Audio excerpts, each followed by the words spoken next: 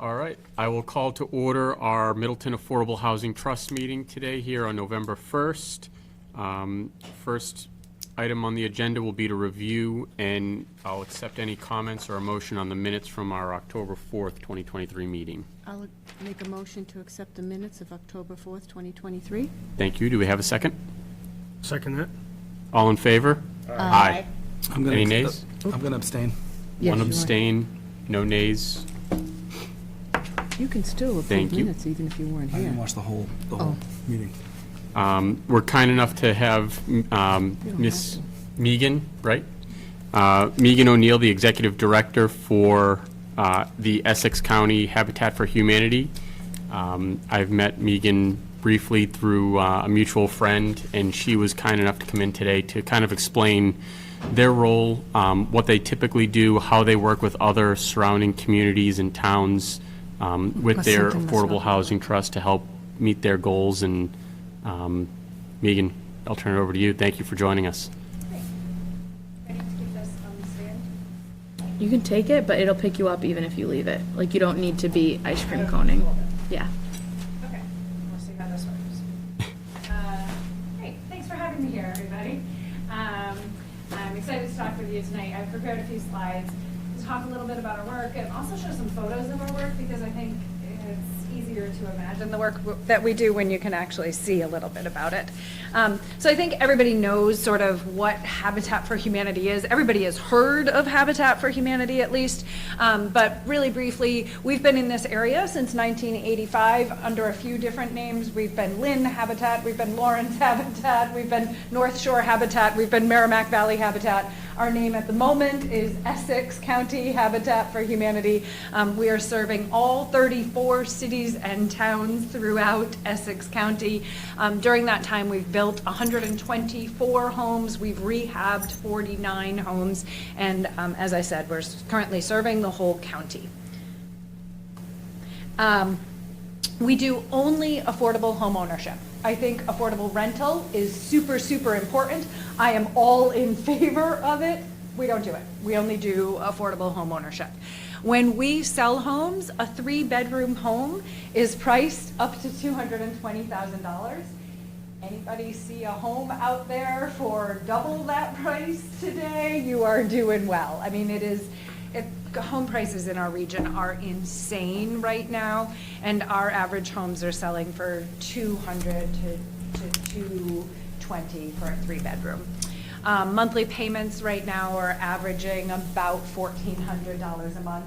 I don't know if anybody has looked at apartments right now, but if you try and find a 2-bedroom in our area, you're looking at $2,500 a month for a 2-bedroom apartment in our area.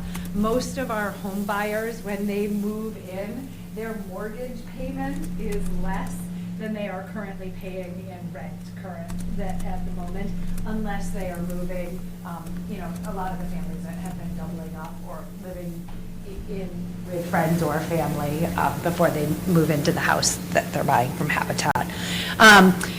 For those of you who speak technical affordable housing, we work in 40 to 60% AMI. What that means for those of you who don't speak technical affordable housing is households are typically making $36,000 to $97,000 a year as the household income range, depending on the number of people living in the household.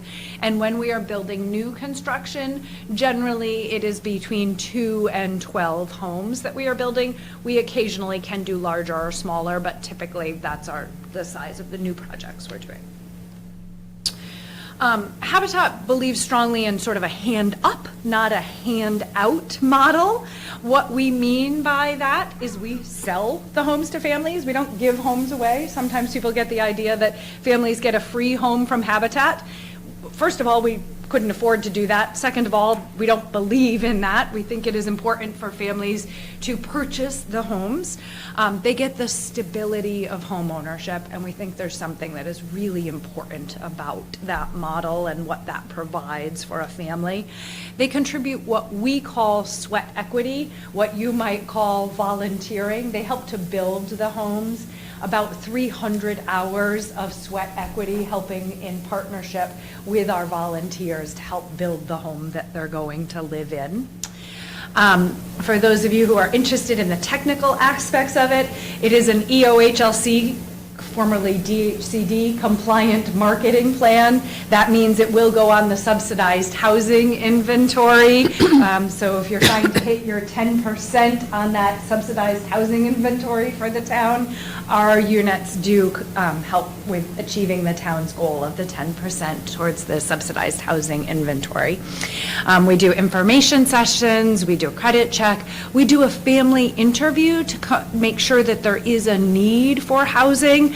There are many more families who apply than we are able to create homes for, unfortunately, so we want to make sure that the families who get Habitat homes really do have a need for the homes that they are applying for.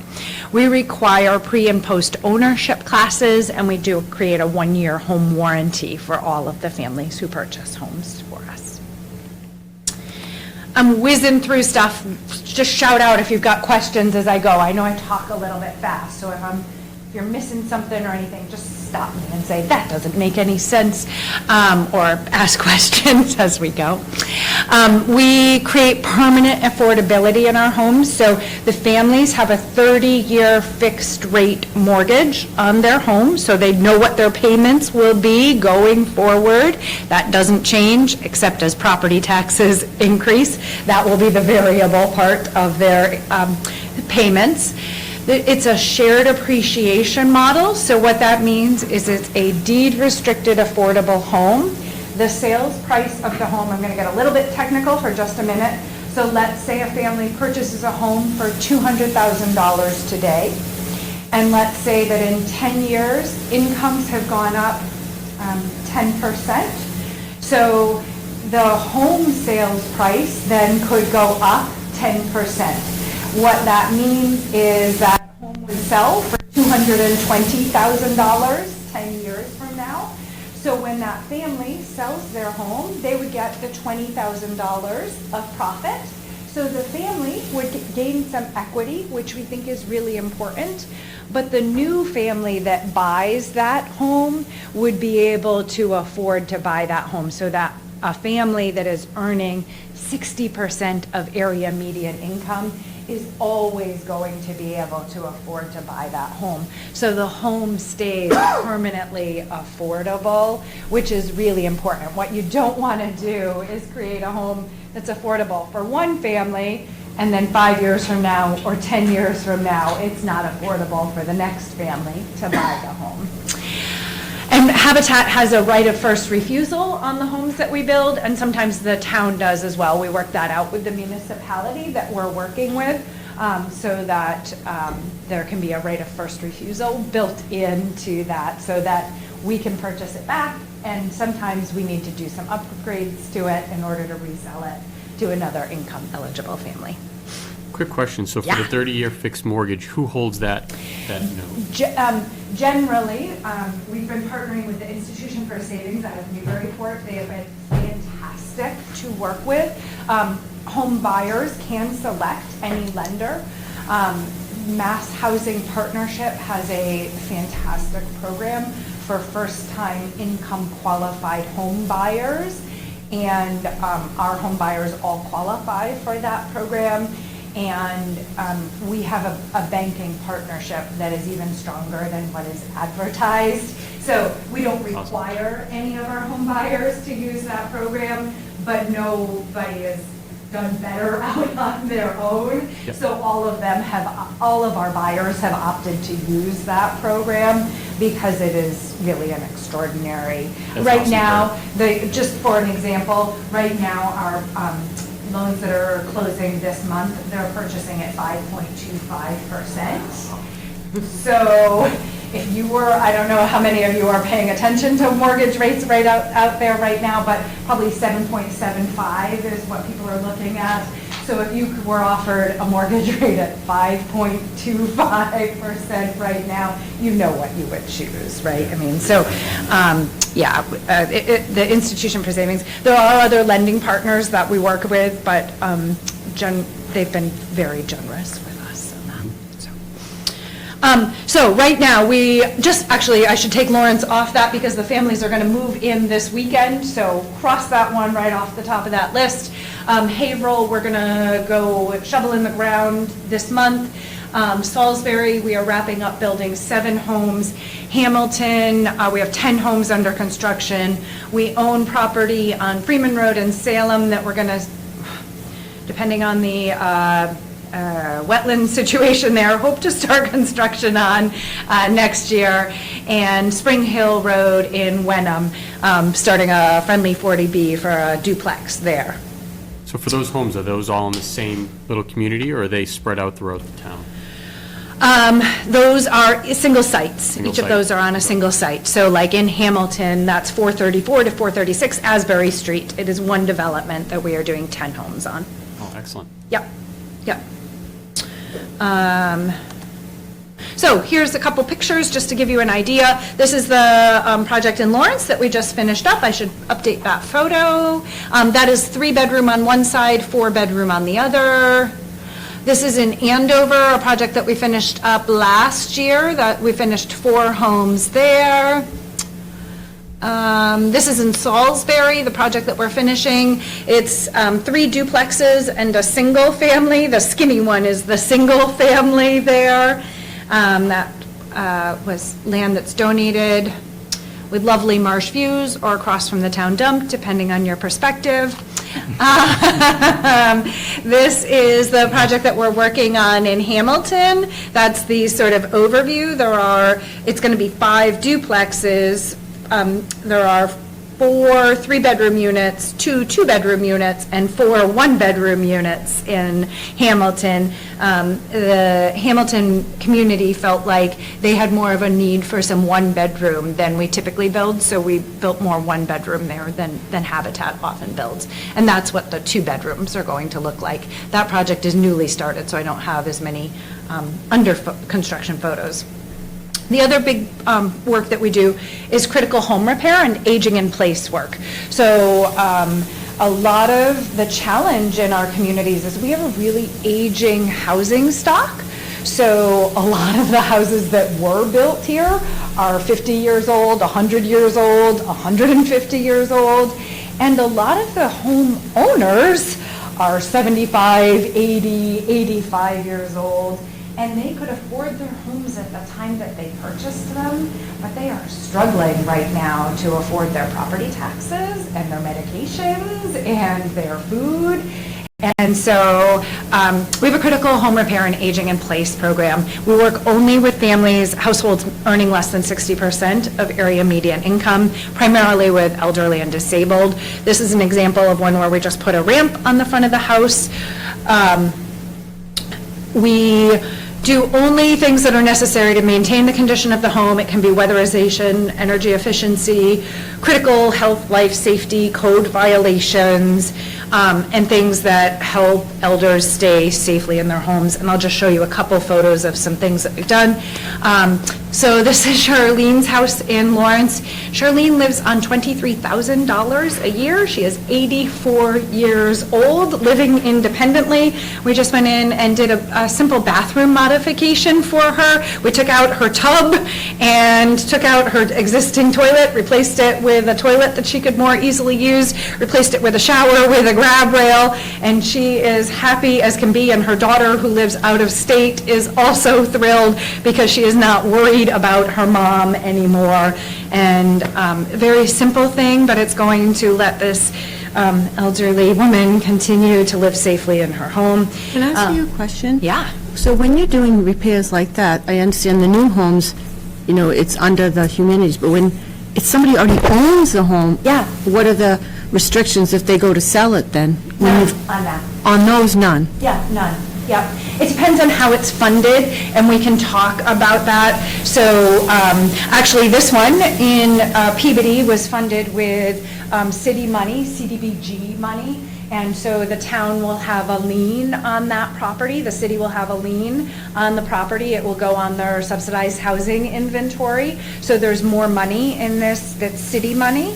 So essentially, it's a contract that we have with the city has with the homeowner. It goes on the subsidized housing inventory, and in that case, there is a restriction when the home is sold. This one is a mobile home, so I don't know how that would actually So work. a restriction in what way? is usually? On the resale of it, so that if the home is sold, the funds would be recaptured. Gotcha. Yeah. Okay. So depending on the municipality and what the source of funds is, so the previous one was funded with grant funds. This one is funded with federal funds that are given to a municipality. And we use all different sources of funds to do these. This is another one this is a couple in their 80s. Their basement stairs were falling apart. Their washer and dryer are in their basement. And so the only thing that we did here was go in and replace the stairs to the basement so that they could safely get up and down their stairs to do their laundry each week. This couple in their 80s living in Lawrence. I mean, really simple things in some cases that are helping folks be able to stay in their home. And this one was a giant project. This came to us as a request for a ramp. Vincent is a Vietnam vet. He's also an amputee, and came to us as a request for a ramp. We realized he was living in he owned his home. He did not have a first floor bedroom or bathroom. He had an ill-fitting prosthesis, and he also did not have hot water. It turned into a gut rehab of the home, and now he has a first floor bedroom, bathroom, fully accessible house. We also set it up so that he has no heirs. So when he passes, this home is going to revert to Habitat, and we will sell it to an income-eligible family. So this one turned into a really creative one and took us a couple years to put together because we had to pull multiple funding streams in to make this happen. But Vincent is very happy to be in his new home. And that home has been in his family for more than 100 years, and really was a creative solution for him. Did you get the ramp? It's very, The ramp is on the side there. He's covering up his ramp, yeah, but he won't use it. So how do we work with cities and towns? Because that was the initial question that Anthony asked me to come here and talk about. If you have town-owned land, so town-owned land that is not being used, that is the most often way that we work with cities and towns. Identify the property that you have that you are not using and set it up for disposition to get it declared surplus, get an RFP issued that says we want this land to be used for affordable housing, particularly for home ownership, I would say, but whatever. And we will submit a proposal to develop that land. That is the number one way you can work with us. If you have funds in your Affordable Housing Trust Fund, that is another way that you can work with us. Also CPC funding for things like critical home repair. We can submit proposals for that. Home funds through the North Shore Consortium, we can access those. You have a local amount that is set aside for home funds, so we can access those. I don't know if you have inclusionary zoning. We don't yet. Yes? We don't yet. Working on it. We're working on that. So the property in Wenham that we're going to develop, the way that came to us, Wenham has inclusionary zoning. The developer was putting up, 10 McMansions on that, Spring Hill? 8? 16. 16, and... Yeah, 17, it was 17 lot subdivision originally. Okay. And he was required to produce 2 units of affordable housing. He produced one, and instead of producing the other, donated the land to Habitat, along with $40,000 for us to be able to bring in the infrastructure that is needed. Instead of us doing 1 unit of affordable housing, we're going to create 2 units of affordable housing on that land. So it's a win for the town because the town gets an additional unit of affordable housing out of it. It's a win for the developer because honestly, he does not want to produce the extra units of affordable housing. And it's a win for Habitat because we get the land to build on that otherwise we wouldn't get. So when you have inclusionary zoning in place, it helps because we're able to then be able to work with developers to acquire property that we can build on.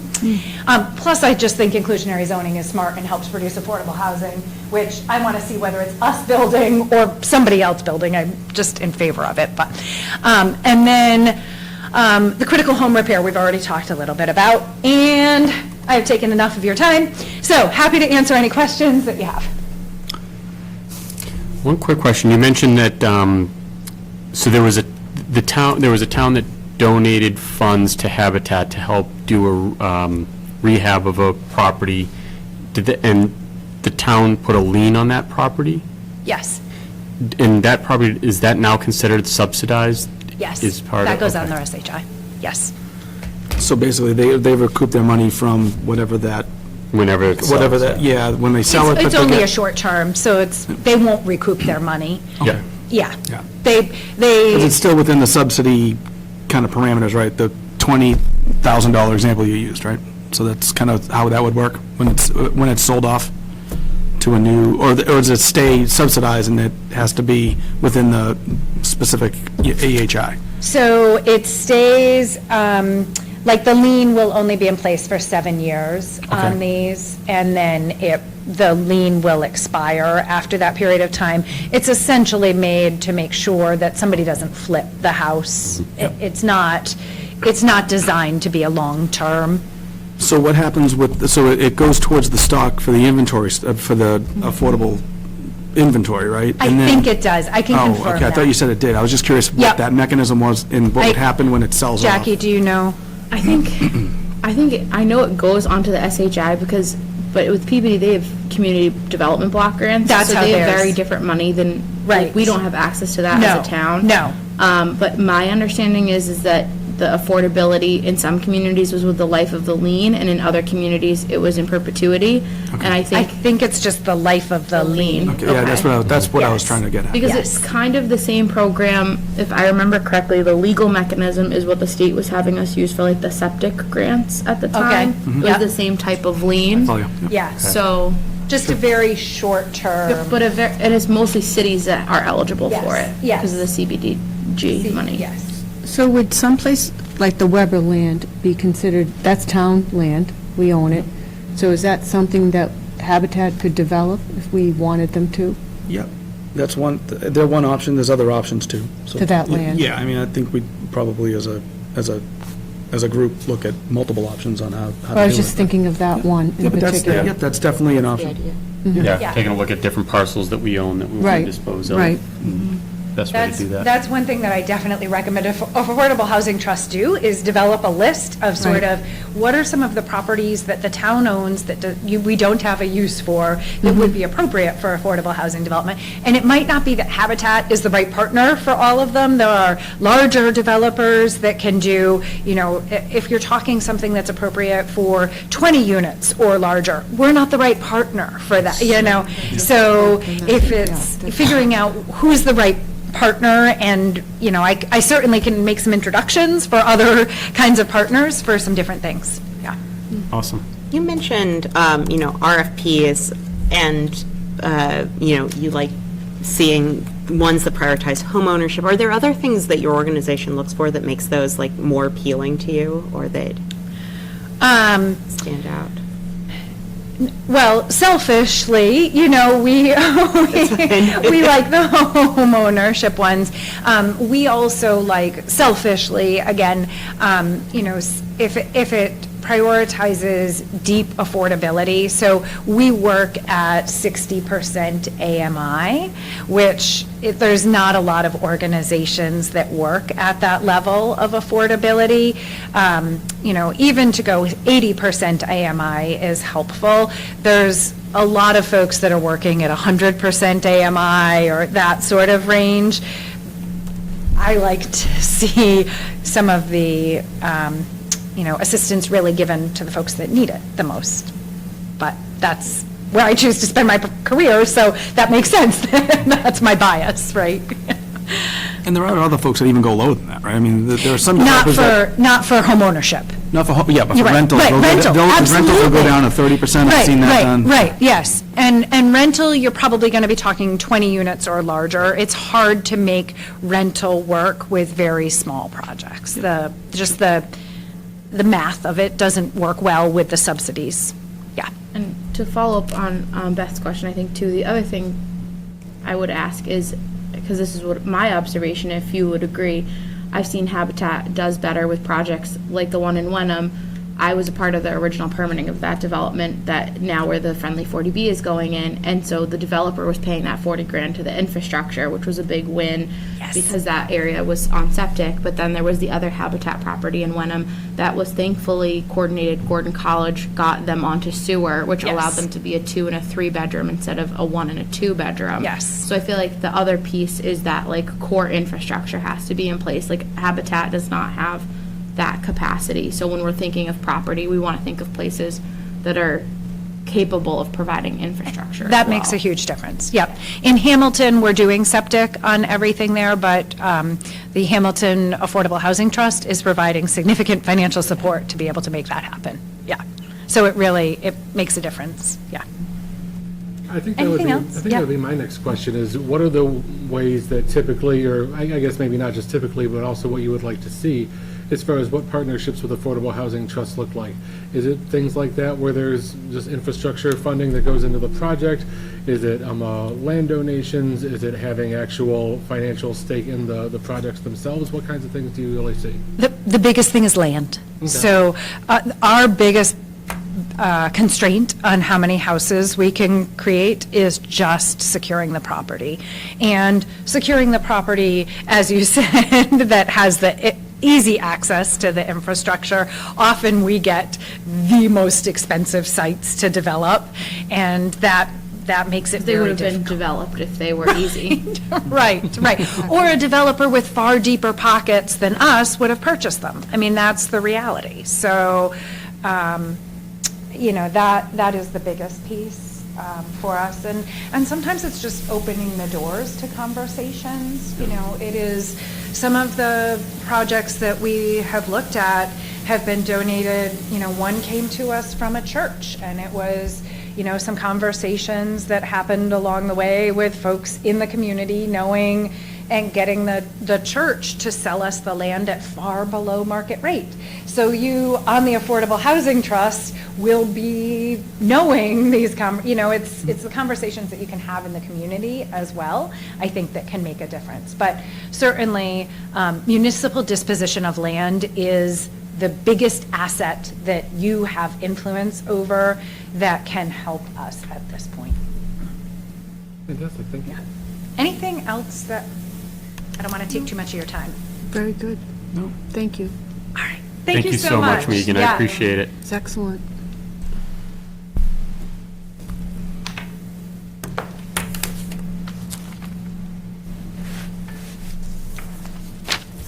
All right, let's roll right into, back to our 5-year action plan that we're working on with Mr. Cruz of MAPC.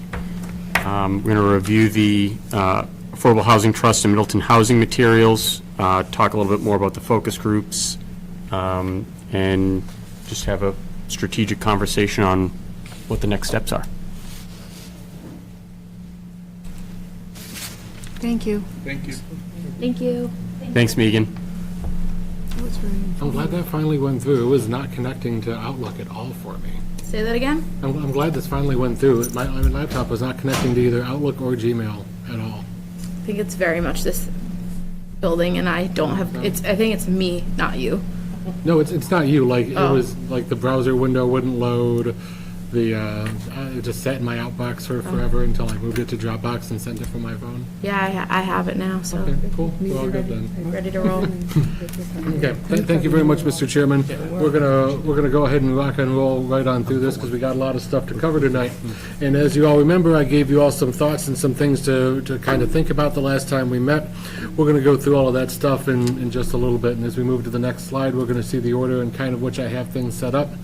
We're going to talk about what happened with the focus groups. We got those wrapped up a few hours ago, actually. Revisit some of the strategic plan purpose and what we're here to do, and then really get into the meat and potatoes of this discussion. And we're going to think about things in a little bit of a different way from how we normally think of them. And my goal for the end of tonight is to really have an understanding of what the real-world impacts this committee wants to have on the community. And we're going to put that together into a draft document that we'll be able to review next week. So moving right along, these are the 4 focus groups that we put together. We met with the Council of Aging last week, we met with the Veterans Group yesterday, and we met with the Housing Authority renters and the resident employees earlier today. Lots of really spirited conversations, lots of people with a lot of opinions on a lot of different things. Like you all, I kind of had some hypotheses about what I was going to expect, and in some ways those were validated. And in other ways, we got a lot of really interesting feedback that I wasn't expecting us to get. Particularly, each of these 4 groups had a very unique perspective on a lot of different things. So what we heard from the Veterans Group was different than what we heard at the Council on Aging, a little bit different from what we heard at the Housing Authority folks, and certainly the resident employees are a very different cohort as well. So I'm going to give you guys as good of a summary as I'm prepared to today. We had other staff members from MEPC who were joining us, who were conducting these focus groups. I was not able to get everyone's notes because they're just simply not typed up yet, so I'm going to talk to the best of my ability and understand that we may get some new information that I'll be passing along as soon as I'm able to. So the biggest focus group takeaway was that the unmet housing needs are largely related to 2 things, affordability and availability. Everyone feels as though there's just simply not enough housing options, no matter what your situation is or where you're looking or what's going on. Even folks that are in good financial shape, moved to the community within recent years, said, you know what, I just want to buy a house here, so I'm going to go buy a house here. They ended up with what was ever on the market. And I asked them, well, how did you pick this place? What did you do? And they're like, I was just looking at places, and this is what popped up, and I was able to get it, so here I am. A lot of people conveyed that they really just kind of ended up here by luck. Either they happened to purchase at a time when there were still more cows than people, so they told lots of interesting stories about coming home from the bar and there's a bull blocking the road and all that kind of stuff. Or were able to get a family home. Their family had a lot that was able to be split, and then the kids got houses next to mom and dad. Some people bought during the financial crisis of 2008 and were able to buy cheaply during that. But generally speaking, people have a lot of non-traditional paths to home ownership in Middleton from what we talked about. And for those that are renting and live in the housing authority developments, a lot of it was by luck that they ended up there as well. So not enough housing, not a whole lot of options, and whatever is being built, whatever is on the market, it's largely unaffordable. And for people that had been here for more than 10 years, the message was pretty much the same. I was lucky to get in when I did, and I certainly could not afford to if I was looking on the market today. And I'm not sure how long I'm going to be able to stretch my budget to make it work. So displacement is a key concern for people regardless of whatever the age group is. And young people can't find or afford starter homes. Middle-aged people are watching all of their costs increase, even though they're at the point of their lives where they probably have the greatest earning power and their salaries and incomes are as high as they're likely to ever going to be. They're also seeing all the inflation increases, all the different things for day-to-day, utilities, food, et cetera, while also trying to raise their children and have their own lives and things like that. So they're feeling the squeeze. Retirees are living on a fixed income. Some of them are getting supplemental jobs to be able to even just afford rent in the housing authority properties. Others are struggling with the increases in their income, or not their income taxes, but their property taxes. And one comment that I heard today that really stuck with me is someone said that the more you're seeing families broken up and the more you're seeing what used to be cohesive neighborhoods of people that would say hello to each other when you're getting the mail or taking out the trash, it's just kind of going away as times change. And what they said was that the town is losing its face by not recognizing, what it has been in the past and what it could be in the future. We're kind of just in this transitional period, and people are really just kind of struggling to figure out what's next. But a lot of people we asked them very directly, do you think you're still going to be here in the next 5 years? And for folks that have lived here their entire lives and have good pensions and are well set up, they're like, I'm not going anywhere. For people that got into the housing authority properties and said, as long as I can stay here, I'm going to be here, they want to stay here. Everyone else was like, I have no idea. I would like to, but I don't know. Some people are actively looking for other properties, either in Western Mass or New Hampshire or Southern Maine, or somewhere out of state where there isn't an income tax or anything like that. So people are very hypersensitive to a lot of things, and people like it here. They want to stay here. I don't need to explain that to you all. It's just at the same time, people are every single day worried about how much further they're going to make their budget stretch because the costs of everything are not going along with where the income is going. So that's one of the big takeaways I want to really make sure we convey. I know that's not necessarily anything new, but at the same time, we have a lot of qualitative evidence to support that, and a lot of conversations found themselves drifting back towards this, which is why it's on the first slide here. Can I? Yeah, ask please. Was there discussions about like downsizing or options locally, or are those just not something that exists? There were, and we'll touch on a little bit more of that in a little bit, but basically what I was told is that there's a little bit of a misconception between how we thought things were going to go with wealth building and how they've actually gone. So the idea was you have a home, you put equity into it, you stay there, it becomes kind of your retirement nest egg, and then when you're older and you're on a fixed income and you're not working anymore, you sell your greatest asset and, you do whatever you're going to do. You move down to Florida and you live the rest of your life by the beach, right? But what we're finding is that doesn't really happen as much anymore for a lot of different reasons. But really what we're seeing is people, number one, folks just don't want to move if they don't have to. Again, they like the community and they want to stay here. A lot of them are living in family homes that were either built or had additions built on by them or their husband or their dad.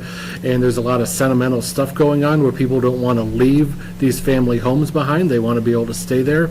And they don't really have anywhere to go if they want to stay in the community. So yeah, you could sell your house and maybe you make $1 million. And what they told me was that, back in the 70s and 80s when folks wanted to do this, they would sell their house, figure out some way to hide their money. I didn't ask how. And then, or they would go stay with a relative or a child or something like that, an adult child, and wait until the income kind of leveled out, even though you still had the assets, and then they try to hide the assets somehow, and then use that to qualify for an affordable property in town and be able to stick around. Now, you just can't do that. I'm not encouraging anyone to hide money or anything like that. I'm just saying it's not even a possible thing for people to do because there's no options. And really what a lot of folks are being told was that, well, if you're looking for affordable housing options, odds of getting into somewhere like Middleton or Danvers are really, really slim, and you're most likely going to end up somewhere like Lynn. And people say, well, I don't even want to roll the dice if that's where I'm going to potentially end up. A lot of people don't want to necessarily move to places like Maine or New Hampshire just because they're sick of all the commutes related to medical stuff. And they're seeing all their personal health concerns get greater, all the other costs associated with that. But they told me, like, at the end of the day, I can't spend 2 hours each way driving back and forth between doctors and specialists when all my doctors are here. If I want to live up there, that's going to be a big problem for me, so I need to stay close. So this is kind of the difference between where our conventional wisdom has gone about wealth building and generational wealth building and how we're actually seeing the market play out here in this pseudo post-COVID world in 2023. Did you get any feedback or receive a lot of feedback about people that are having to borrow against the equity of their house in order to stay in the community versus, looking to downsize or anything like that? Nobody mentioned that they were doing that. Okay. It wasn't a subject that came up, and I kind of got the feeling that everyone is just kind of making their budgets go a little bit further and further, and maybe buying different items at the grocery store, or maybe making some decisions about how often they go out and things like that. But I hadn't heard anybody mention that they were borrowing against their home just for the sake of staying here. Not to say that it isn't happening.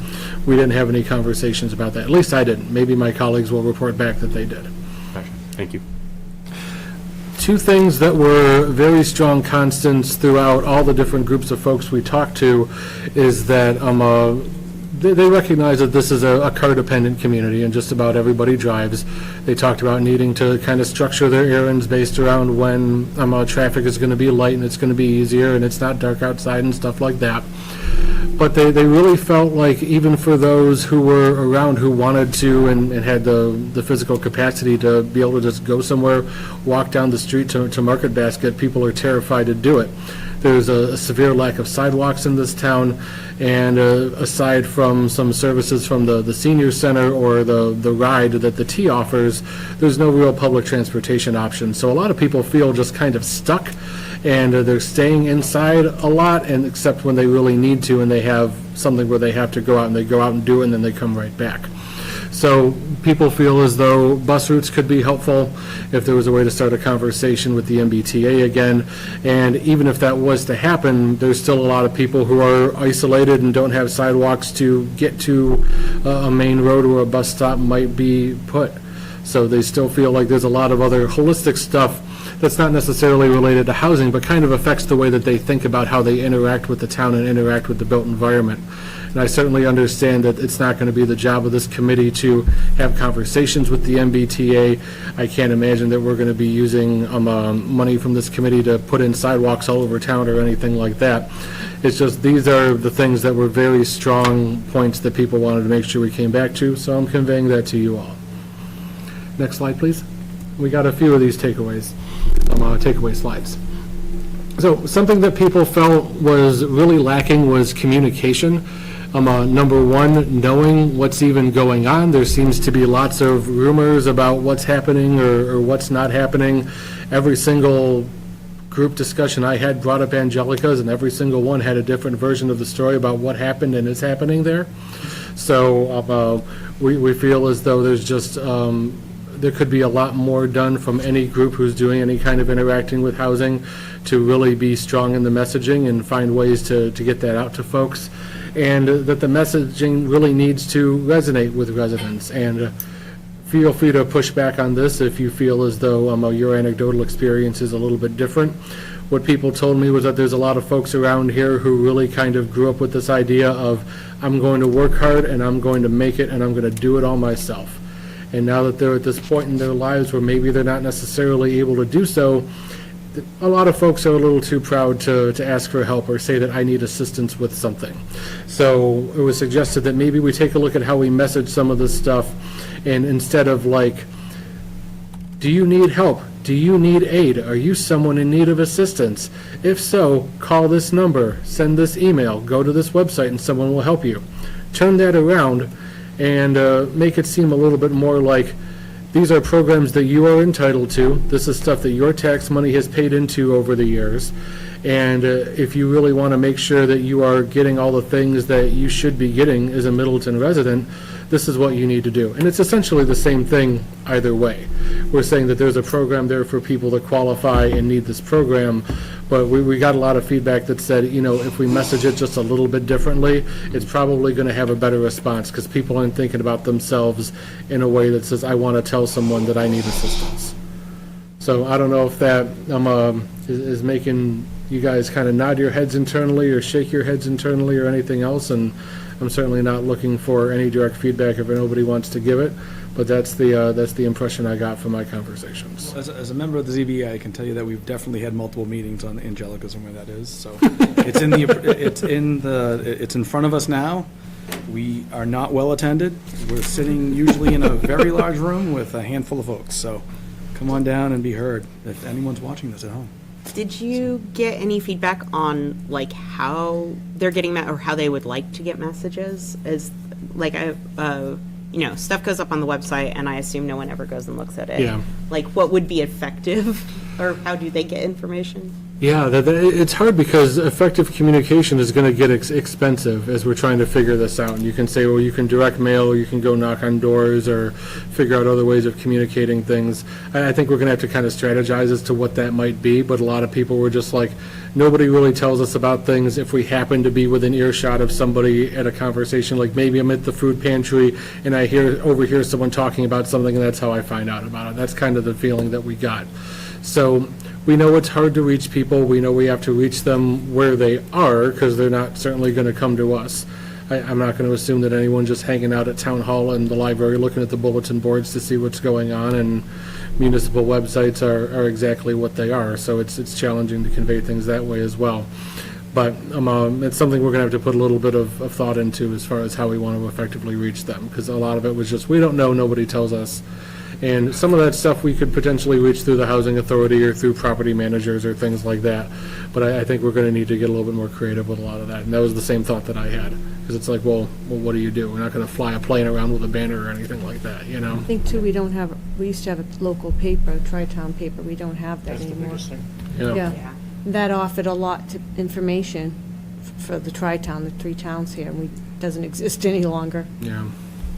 as we know with newspapers. Yeah, as is. Everything the goes through newspapers. Facebook now, and I can't tell you how much misinformation I've seen on Facebook, on Middleton groups, where, someone will post something about a project that's going on, and there'll be a handful of people that comment, and some of it's accurate, some of it's not. Someone will post a link to, hey, if you really want what's going on, here's the town website, and who knows if people actually go on it, but. Who knows? We'll save that Google Analytics discussion for a later date. I don't think I'm that's, surprised you've I don't actually think seen that's stuff changed. that's actually accurate on it. Yeah. That's more impressive. I think that hasn't changed over time, whether it's Facebook, gossip, town gossip, I don't think it's changed, really. There's always, people have different opinions of what's going on, and you're like, what? That isn't I'll happening. also put a plug in that if people are not getting the COA newsletter, that is the best substitute for, to have a local paper is a gift. I have it in my community where I live. It's free now. It's a nonprofit. They brought it back. It's been a huge asset to the community. But if you're not checking out the COA newsletter either on our website or if you have not signed up to get it in the mail, strongly encourage, because that has a lot of information. And it's not a local paper, but it's probably the next best thing at this point. Yeah. And in terms of Google Analytics for the website, I think that is something that if folks have feedback about, we are constantly trying to make the website better. We're constantly trying to keep it fresh, keep it updated, have new information.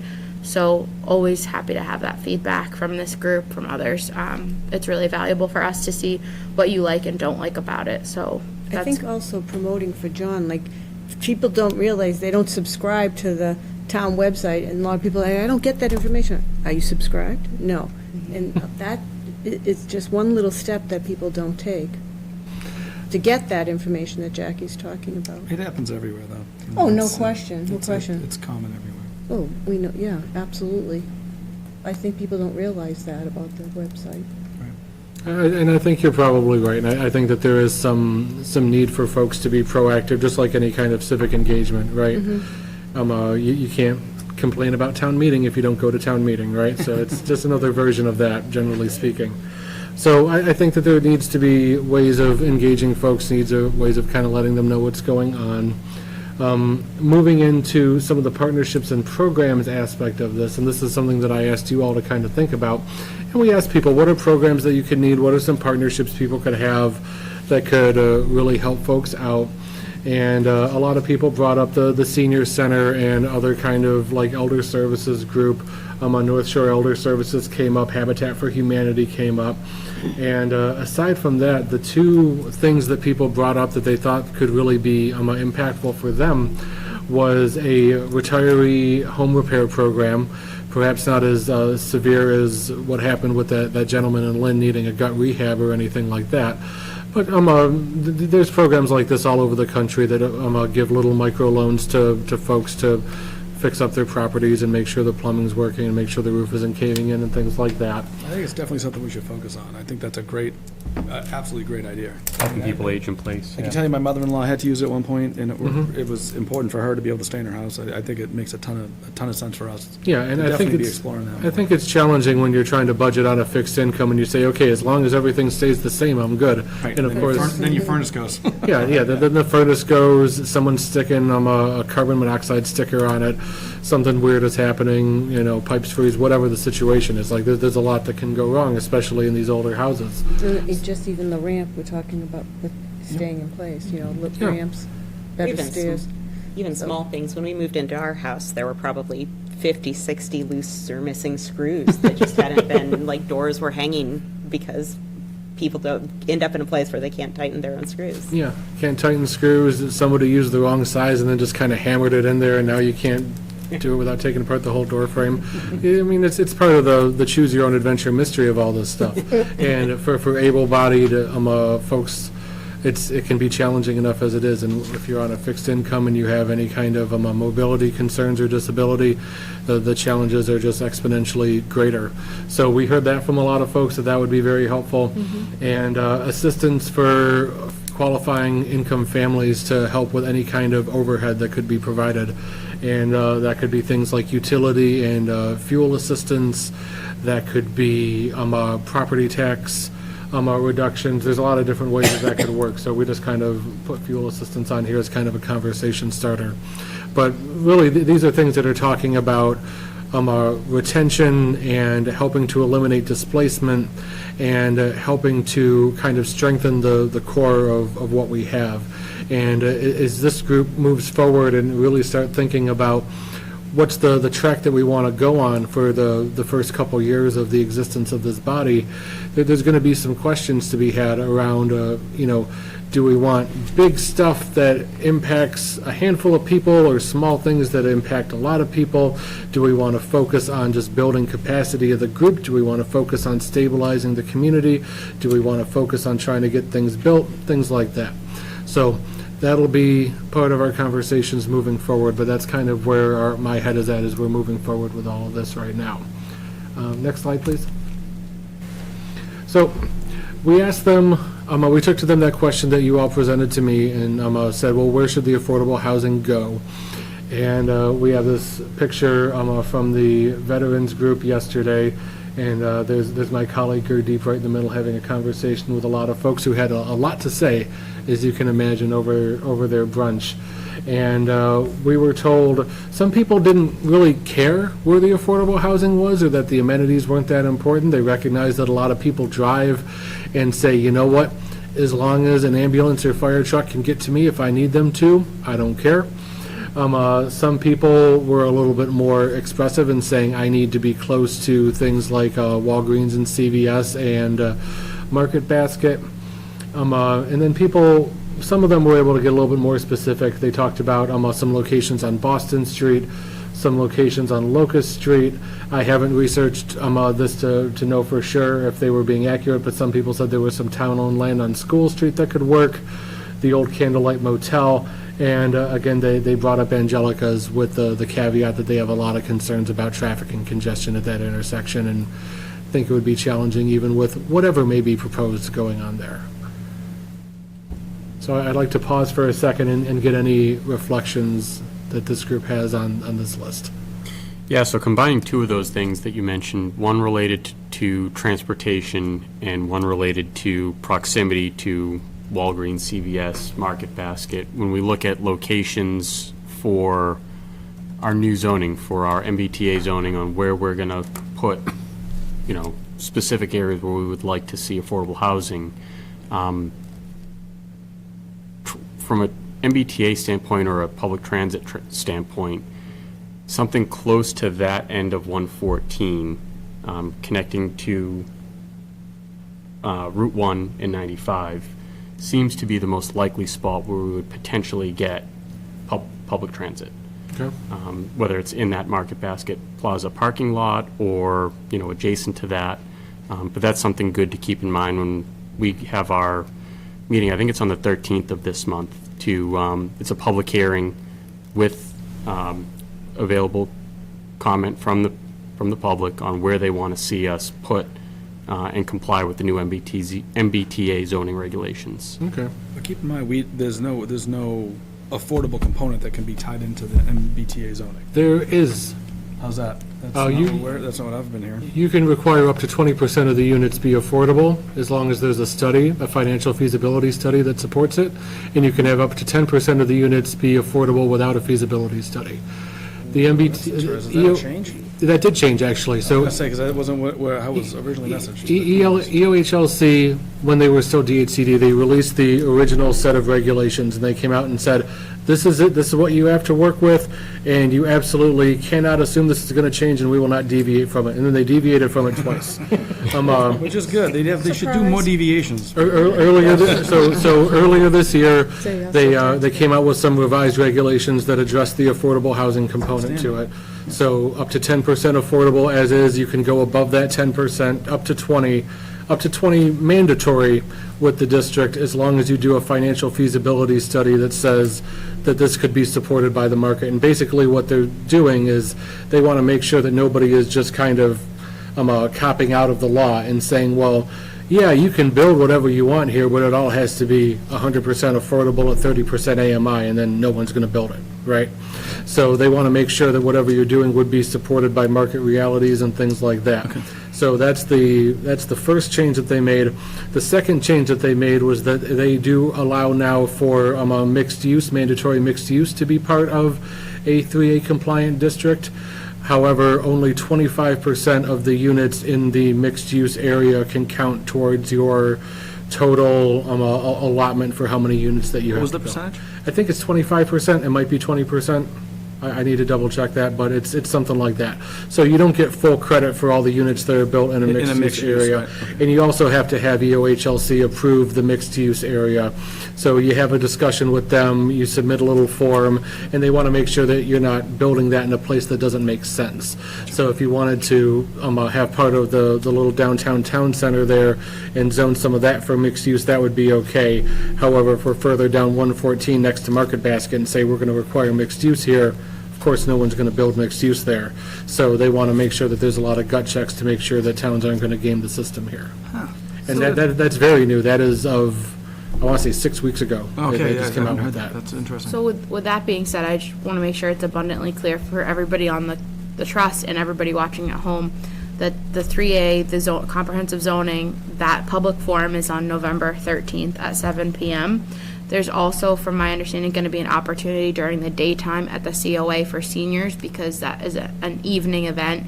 So the November 13th at 7 p.m. for everybody in this room, for everybody watching at home, that's an important night if you can come out.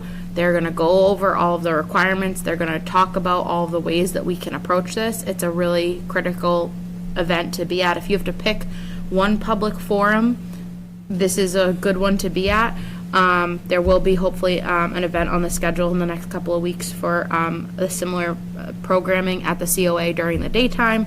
And the ZBA, too. They're coming to the ZBA as a side Yeah. meeting, so we're having a second meeting at the ZBA, I believe, this month. But I think it's this month, but it's that November 13th date is really important. We did it with the staff on Monday and walked through the charrette that they're going to do and the activities that they're going to do with the public. It's a really informative, as someone that's been attempting to consume as much as I can about this professionally, they really break it down. Our consultants are doing a good job. So if I can plug that day as much as possible to everybody in this group, anybody that's watching, that's going to be an important conversation for the community. I mean, the other thing I notice about that, those key services desired, is that if we were going to be promoting something mixed use, especially in the north of town, those are services that don't exist up there yet, but that doesn't mean they can't. So if we were, I totally agree. The Give us biggest some challenge is the zoning there, up Yeah. there. So it really puts us into all these contractor bays, which if... It's all light industrial, right? Yeah, so if anybody happened to have caught the last ZBA meeting, you heard my little stance on that. So I'm not a big fan of how that's zoned, and it really precludes a lot of more, I think, more advantageous development for Middleton, but also the affordable components, I think, are huge. Especially, we have sewer with our next door neighbor right there. So Right, there's a it would way to be- get that in. That would be a huge opportunity for us to kind of hit some of these thresholds that we're talking about. yeah. And avoid a bunch of the traffic concerns that come up with every project in Yeah. the middle of town. Right, yes. Nothing wrong with putting it on the town line, right? Yeah, not Angelica. Especially if there's nothing else there, though. I know, right? It's perfect. so. Angelica's would be, will be a nightmare. So any other reflections on this list? Does this surprise anyone? Does this not surprise you? Are there things that you would have expected to see on here that didn't, or just any other kind of thoughts, or we just want to stew on this for a little while? No, I think a lot of it is what we expected, and we've heard it, pretty consistently from the community. When we first heard about the potential 40B at Angelica's, that's what really got everyone's attention in talking about affordability. And, everyone says they're for it until it is in their backyard. Right. And that's when it becomes an issue that we need to discuss. So if we can be proactive, like we're trying to be, through the 3A zoning and throughout this process, inviting the public, as you mentioned, to November 13th, 7 PM, Flint Public Library. It's a great opportunity for people to, to speak on it. And they should go, if for no other reason than it's a beautiful library. Yeah. I got to work there all afternoon. I was just in awe the entire time. Oh, awesome. All right, we're going to move on to The Oh, go ahead, one Ann. thing I might have expected school proximity to come up, but Yeah, not so much. People felt as though, kids are going to be able to get to where they need to, and it's kind of okay. I would have thought there would have been something like that, too. But realistically, I think people have a challenging time imagining things a little bit different than they are now. Even folks who have been here 30 or 40 years and seen a lot of change, there's still a lot of stuff that just becomes hard to kind of imagine. And I think people kind of feel like it's out of their hands a little bit, or they're used to dealing with very detailed proposals that come through at town meeting, and anything that's that far conceptual is just very detached from how they typically interact with the government here. All right, moving on. So what people do want to see, and they were very explicit about, this is what we want and this is what we would like to see have happen. Accessory apartments, a million different things for this, technically accessory dwelling units. We're going to call them accessory apartments because it's a little bit friendlier to say that. Property tax relief. People brought up lots of different concerns about potential property tax freezes for seniors, for veterans, for trying to figure out how to work this assessment valuation increase while also dealing with all the realities of the inflation like we talked about. More affordable housing options in general. A lot of people were very explicit. We just need more. Doesn't matter what it looks like. It could be its own affordable housing development. It could be affordable housing set-asides as part of a market rate development. It could be for sale. It could be rental. Whatever it is, everyone has told us that we need more and more and more and more of it. More sidewalks, safer streets. A lot of people told us that they simply feel terrified driving out sometimes further outside of 114 as people end up with a lot of congestion in the town center, and then people get frustrated by that congestion and they try to make up time and just kind of speed through the other red lights going either way. And folks told us that they have a really hard time just kind of navigating that with a lot of angry, frustrated drivers on the road. And so that makes challenges driving, challenges walking, especially with the lack of sidewalks, things like that. Transit connectivity to the T-bus network somehow. Greater support for seniors, more senior-centered bus trips to, and communicate what those opportunities are, because they do have things where somebody drives around and takes them to shopping or out to eat and things like that, but they feel like those opportunities aren't well communicated. And zoning changes that can reduce the minimum lot sizes so it's easier for families to split family lots. And the way this was communicated to me was, back in the day, whatever, Pop bought 5 acres and each grandkid got an acre of land. And if you're stuck with an acre of land, that's all well and good, but the zoning doesn't allow you to subdivide that any further. So what we saw people do in the past to be able to have this kind of intergenerational wealth building, they're no longer able to do because they can't split the properties any further. Concerns that people have managing traffic with new housing, new people, new cars, all that kind of stuff. There's a very strong desire for local preference in affordable housing. That's a very common thing that we hear with communities throughout the region. People who lived here their whole lives want to figure out a way to stay here and don't want to just go in a lottery and have to suck it up and move to Quincy or wherever it is. And concerns with the increases in their taxes. And some folks have said that they've seen their property taxes double in the last 10 years. And good for wealth building, challenging for trying to prevent displacement and things like that. So again, I'm going to pause and give you all a chance to kind of let this sink in and give me some feedback.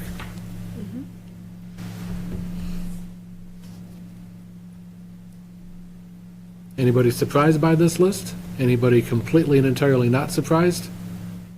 I think the lot split's a little interesting. That's an interesting perspective. I don't know I thought so too. if the That's not town new. necessarily is a fan of having smaller lots per se, but But that's not new.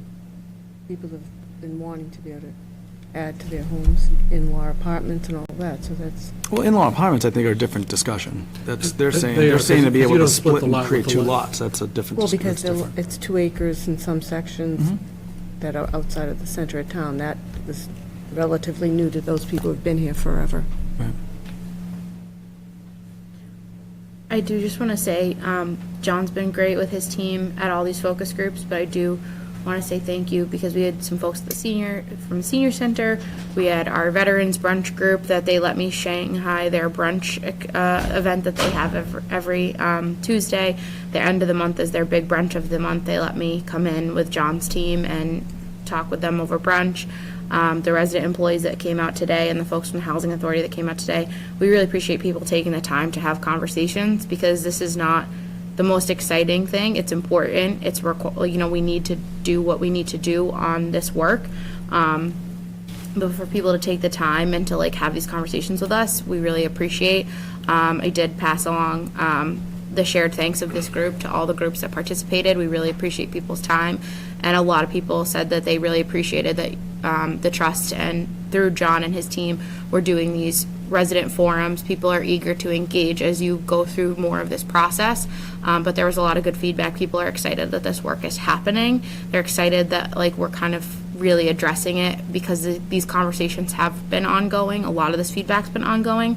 So just want to let you all know that that's what I've been hearing as part of this process. Awesome. Yeah, thank you, John. I think when we first kicked this off, we had mentioned that community outreach and not necessarily education of the community, but having the community hear it from someone other than town committee members, town board members is helpful.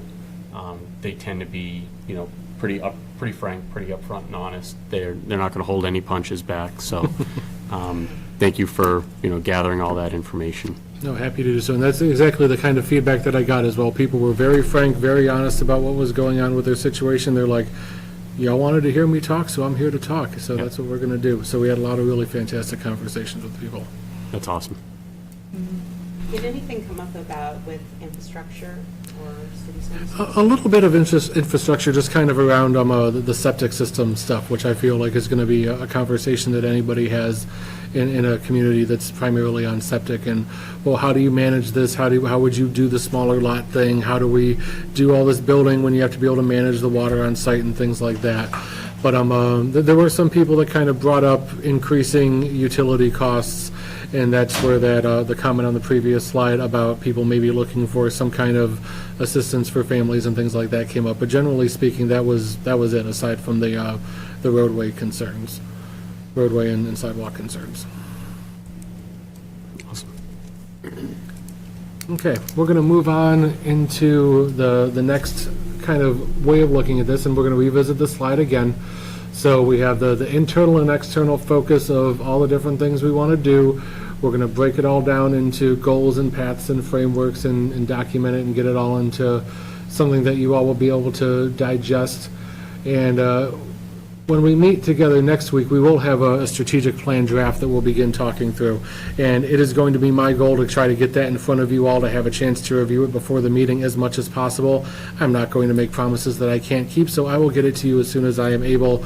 And hopefully that'll be enough time that you can at least give it kind of a quick read through before we sit down next time and have another discussion.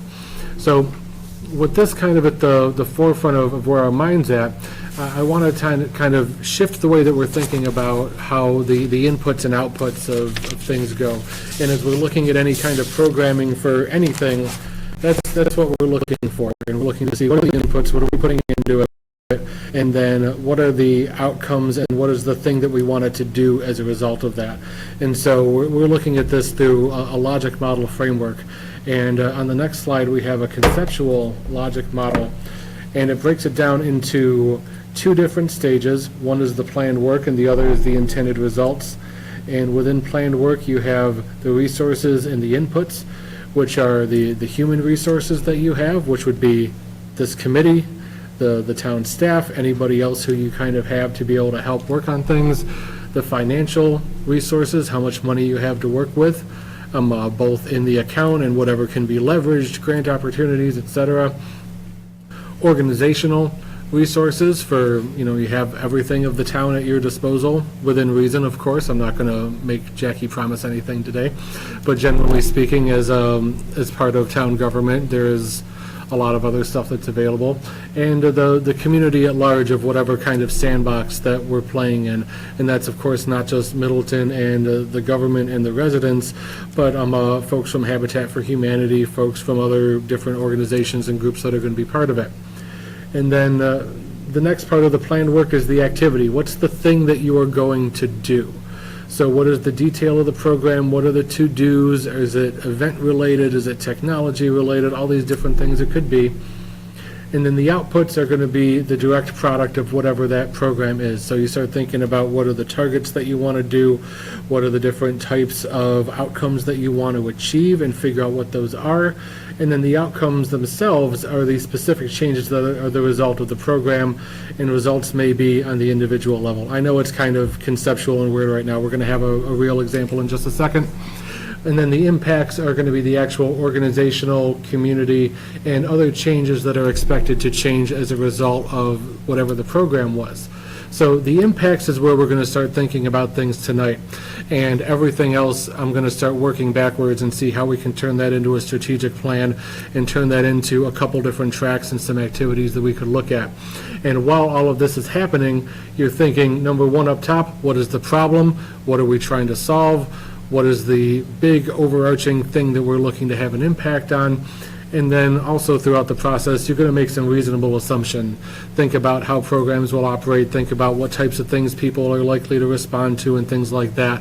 So no matter what it is that we do, we have to make some really strong educated guesses and some reasonable assumptions about what's going to be needed for these things to be successful. Basically saying, whatever we do, it needs to be grounded in reality and something people will respond to, and not some pie-in-the-sky nonsense that everyone will roll their eyes at. I don't think this group is going to go that way. That's just kind of what we're looking at here. So when we go on the next slide, we take it from conception into reality. And this is a problem that I don't think generally exists in Middleton. I see a lot of this when working in communities of need, in weaker markets where properties are generally more affordable. But this is looking at it from the perspective of, okay, the problem that we need to solve is that people do not have the financial literacy needed to purchase a home. So the resources and inputs, town board, board time, town staff time, and the amount of money that the board has set aside to do the project, the activity, financial readiness, and credit counseling classes. That's the thing that you would do. The output of that would be the courses are 3 different sessions. People need to attend all 3 sessions to complete the training, and we're going to anticipate that 30 people are going to work their way through each course of 3 sections. The outcomes will be that anyone that goes to these courses will have a greater amount of financial literacy. They'll be able to figure out what they need to do to, over time, save money, have the resources to look for down payment assistance, be able to position themselves in a good way where their credit score and all their other financial stuff is in shape, so that they'll be able to have the resources to get together a down payment and be in a good position to buy a home. The impact, a little bit different than the outcome, but they sound kind of the same. But the impact is more of a community focus. The outcome is the result of the direct result of the activity. But the idea is that the impact would be more members of the community buy a home in the community, and resident living conditions improve because now people aren't subject to landlords that want to charge obscene amounts of money to paint over your smoke detector before you move in, right? So this is how we're thinking about this kind of stuff. And I'm going to take a second to pause to see if anybody has any questions or need for clarification about this logic model framework. And I understand this is probably not the kind of activity that we're going to participate in, but this is designed just to give you kind of a for instance, so it's not entirely conceptual. So I want to see if this makes sense or if there's anything that we need to revisit. Nope, makes sense to me. I think, like you said, I don't know if we're the body that would be doing a workshop for financial literacy Exactly. for a new home buyer, but the way we process it, looking to go, to get it from ideas to actual action in motion to getting the results, trying to identify what percentage of our funding are we going to use for large A affordability, small A affordability, whether it's 50%, 50%. If we can start looking at, budgeting out, 3 years down the road, what are some short-term wins that we can have? I think that, helping people, those in need with the small A affordability, that's easy low-hanging fruit that we can tackle within the first couple of years of our existence, right? Probably not going to be feasible for us to identify land and do any kind of direct disposal until we have the municipal complex built. We have more vacant properties, whether it's the police station, fire station, town hall, memorial hall, to do a more comprehensive analysis of which of those parcels would potentially fit into the large A affordability portion of it.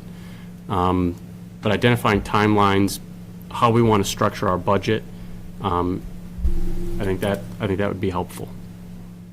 I mean, I think we gave a pretty substantial list, I think, with what we were thinking for impacts and what we were shooting for. I mean, we could probably work our way back from those, and maybe that might be the better approach.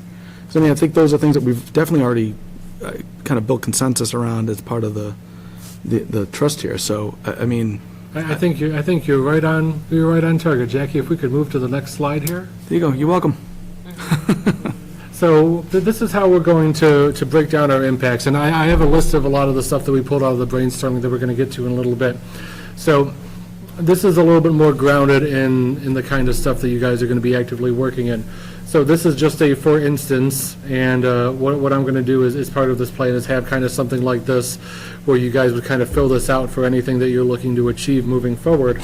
And these are some examples that we put together for the point of conversation today.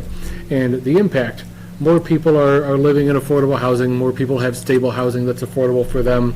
The activities could be loans and grants to developers.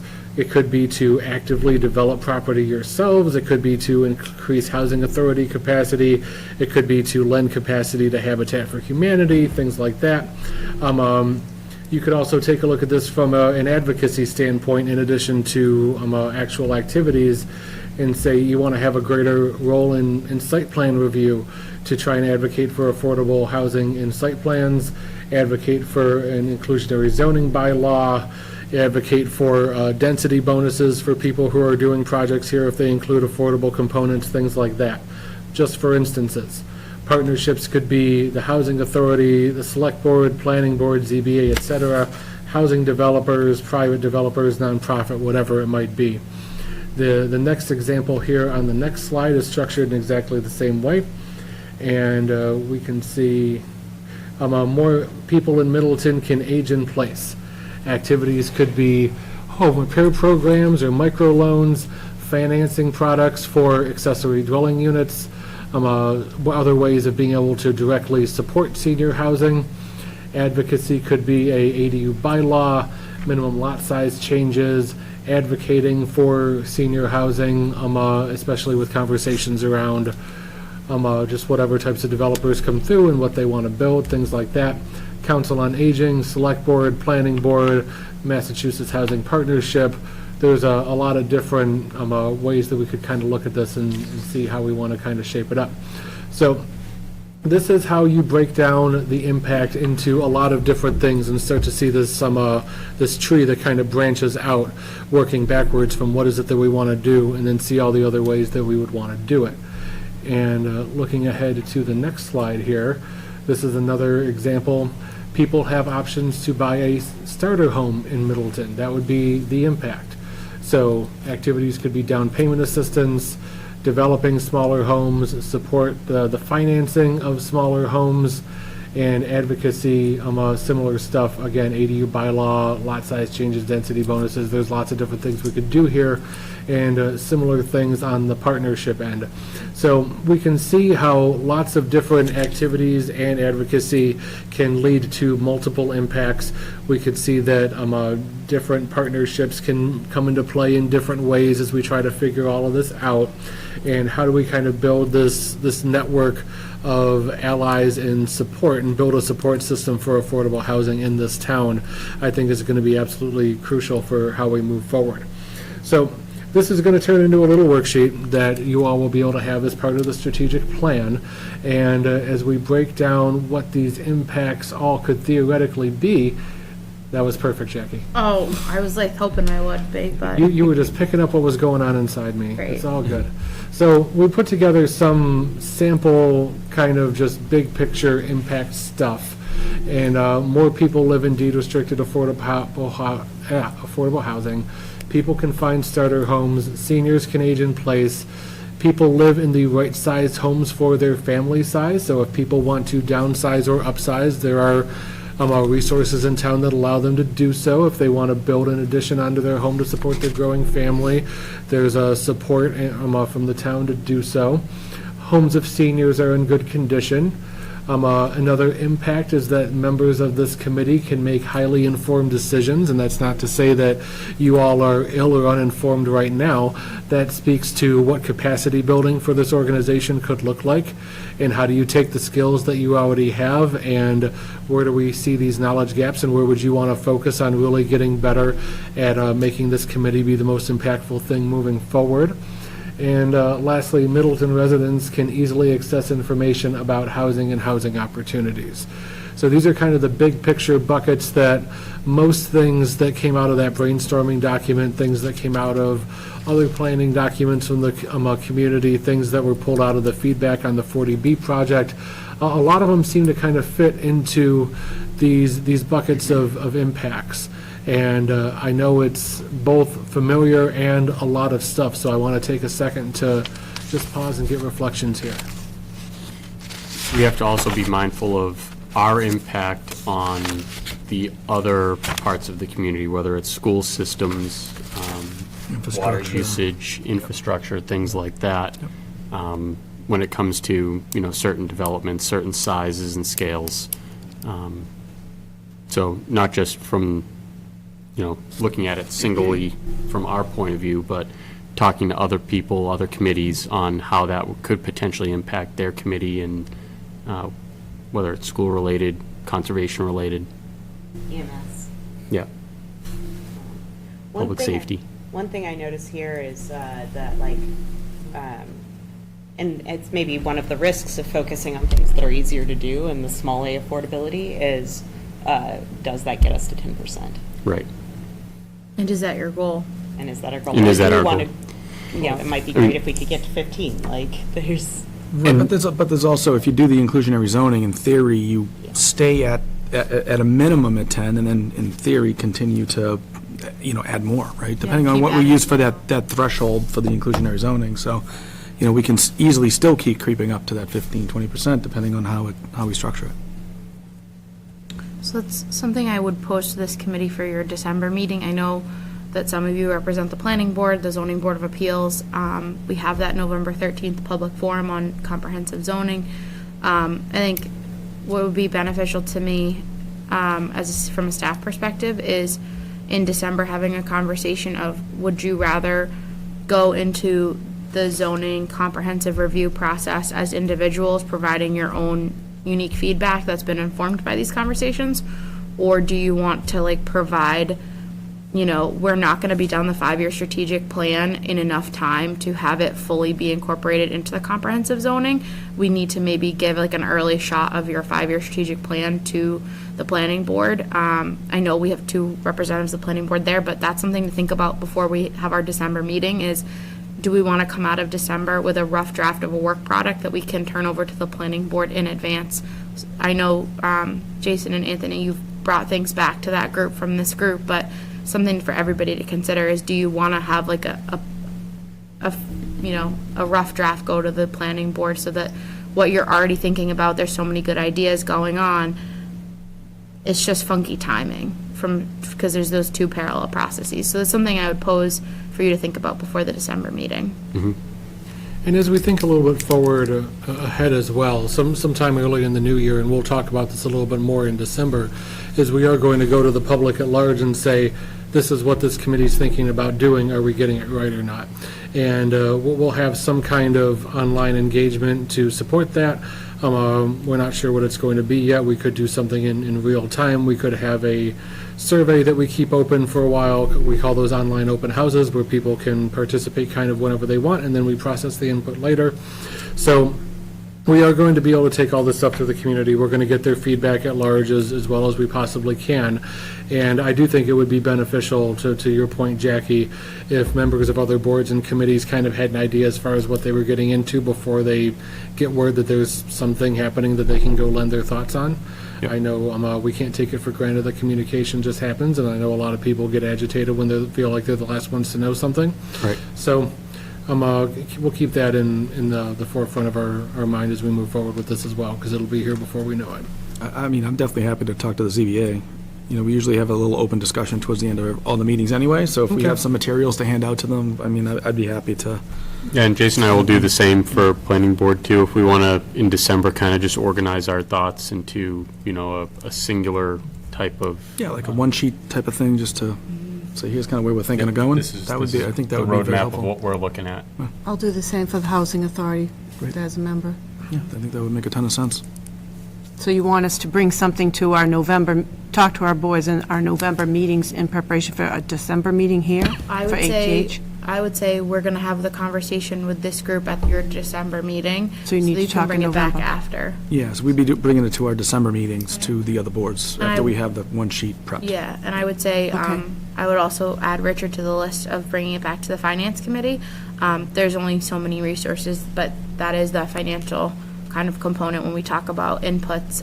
Not all of it is part of our operating budget. There's other ways, there's the trust, there's other things, but I think it'd be good to have the finance committee in on the ground floor as well, because I think that is a very strategic role. So I think that's a good place to kind of be in for November, is to go back to your boards and committees, let the public know, let the boards know, hey, this is happening, we're picking up steam, we're going to have some things to show you very soon, and we're looking forward to having a discussion about that sometime soon, and making sure that everyone gets invited to whatever our public engagement event's going to be in the new year when it gets there. But we certainly want to be able to solicit feedback and input from them. It'll be up to you all, and you understand how these different boards operate, if they want to have that discussion right then and there out in the open about what they think. And they're always, of course, welcome to just kind of take the information and say, cool, we'll look at it, and if they have any comments or anything, they can send them to Jackie, and she'll pass them over to me. Great. Good, that's a good plan. So looking at this list, do we like this list? Do we want to amend this list? Do we feel like this kind of captures everything, or are there other things that we want to be adding to this? Would you like me to try to make it bigger? That'd be awesome. I was going to say it, but I didn't want, I can't see it even with my glasses, Might need some Magoo glasses here to start seeing the stuff, I don't know. binoculars. Right? There you go. If you get rid of that bookmark on the side, too, that would help. Maybe one or two more clicks too. Yeah, that, too, and get rid of the whole thing. There you go. There we go. Now blow it up. There it is. And then. Is that the whole thing? I need the Wheel of Fortune music now, please. Okay, Vanna. Is that a better angle? Yes. Yes, thank you. Sorry, Adam, if I ruined your camera shot. Can I buy a vowel? Yeah. Yeah, E's. Can I get an E? 4 E's. So, But all the proceeds would go into the trust, obviously. for any vowels. Get it. I want a trip to You something. want to add a bullet regarding Win a retention car. of employees? I think like we were also talking about priority to Middleton residents, right? So Yeah. it's not just seniors aging in place, it's also Middleton folks being able to stay in Middleton, Okay. right? Not just aging in place, yeah. I guess you kind of had that in the bottom bullet, maybe, is that kind of what you're thinking? Yeah, that's part of it. That's really more speaking That's just to how making sure information. people are informed. But if we want to have the impact that people who are born in Middleton are not displaced from Middleton. Or just community members, I mean, if you're here, I mean, I wasn't born here, but, you know, if I can't afford to stay in my house, I'd prefer to have some priority to, as a person that's been here for 15 years, you know? Community members are not displaced. Yeah.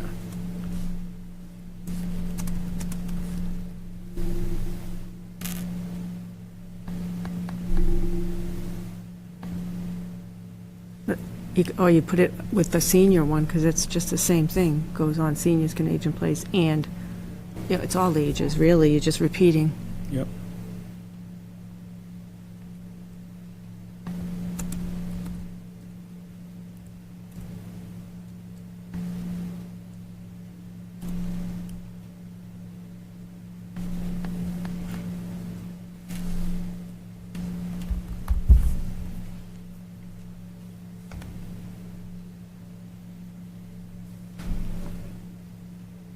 Any other thing, like maybe disability folks that need, more services to be able to Yes. retrofit and access their homes or do things We to their talked homes? about the one in Lynn there, that they Yep. put the ramp.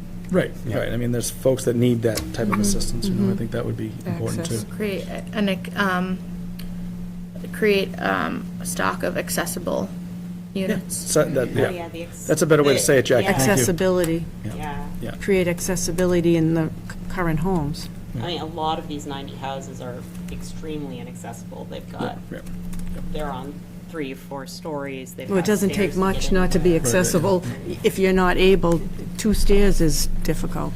That was actually, so we had our guest from the Habitat for Humanity tonight, and I didn't work with her, I was working with her predecessor, but I was working on one of the Habitat projects in Wenham, and we were able to get them connected to sewer through Gordon College, which was an incredible benefit, because once they became a 2-bedroom and a 3-bedroom, one of the units was a complete first floor, fully accessible unit, and so that meant there was this like multi-bedroom, fully accessible unit on sewer. If we had been on septic, it was on an area of town that had a lot of ledge.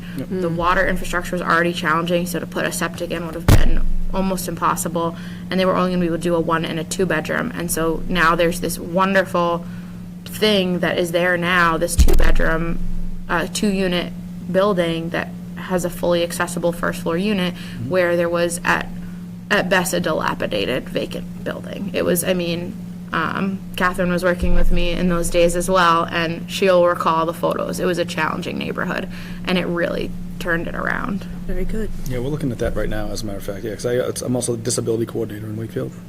So, working with those folks, they've been advocating for accessible stock for a long, long time, and It's a challenge. really it hasn't happened, but we're looking at it for a couple of town-owned buildings that we're gonna dispose of, so. My sister was looking just for apartments and like starter, like Yep. she was moving to Philadelphia, finding a place where you Yep. can have a wheelchair in something that you can afford straight Right. out of school is really challenging. Oh, big time, yeah. We actually, my first job in Wenham was, I was the permitting person, and we had a fully accessible home in the community. The family had built it out, they had means, they were able to make it and accommodate it for their loved one, and then they eventually moved out of town, they retired, they moved to a warmer climate, and the next family came in and ripped out everything accessible, and like 2 years later, I had a family that came into town that was looking for something, and it was such a shame because we couldn't protect that. It was a beautifully done, fully accessible home, all the amenities, and it had like an in-law that was also fully accessible, so it was such a loss to like not have that infrastructure. But I think that's a really good point. It's something we're seeing at the Council on Aging right now. We don't have a very accessible Council on Aging. We don't have an elevator. We have a lift. We're redoing the handicap accessibility ramp as we speak. A lot of our town infrastructure is not accessible. Our new complex will be, but it's a big factor. We spend a lot of time on ADA. I mean, keep in mind, it's not just, accessibility in a wheelchair too, because there's other, Yeah, there are folks ADA that across have, the board. that have cognitive disabilities too, that they have special type of housing for those folks, so they can live independently, and Yeah. that's an important It's a piece too. very good point. This also goes to the lack of sidewalks and Yeah. then the, like, having the resources to maintain sidewalks over time. Because if Yeah. they get broken up, or don't get shoveled, that's now not useful anymore. It's just- Yep. Or sidewalks that go to nothing. Yeah, No the sidewalks are nowhere. pharmacies, no grocery stores, no resources. Yeah, because it's often required that you'll put in sidewalks when the property's redeveloped, so you get the sidewalk just ending nowhere, and then maybe picking up 2 parcels later, because that's super helpful for everybody, right? Yeah, Forestry.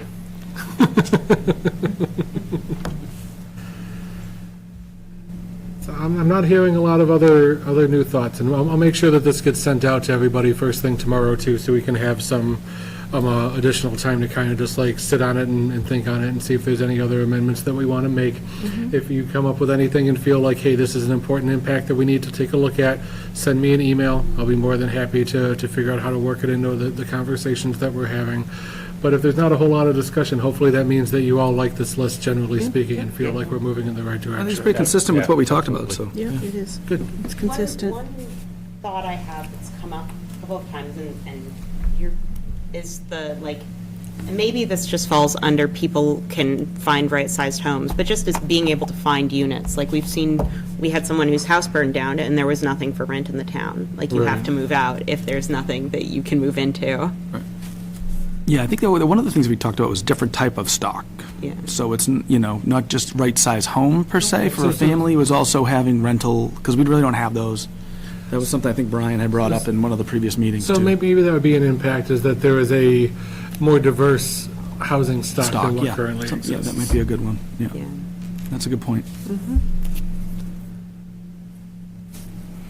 Yeah, I think you guys really, before John was with us, you really got enamored with the Boxford's Village zoning. Yes, we did. We like that. We really like that. We That did looked like good. That was very It's a productive. great, Yeah, I know it's a good people who idea. live there. It's great. It's a Yeah. great situation. You still get some yard, you get some open Absolutely. space. It's a beautiful, Because I think that, John, one of the things I observed in the brainstorming that this group did when I kind of was pulling their teeth to give me examples was I think there was an interesting commitment to accessibility to parks and accessibility to have people having yards. Rentals are good, but like rentals where you can have some green space, rentals that you can have like a community neighborhood feel, I think was something that when we get into that variety of housing stock was feedback that was kind of coming up again and again. Okay. I Versus think the that box.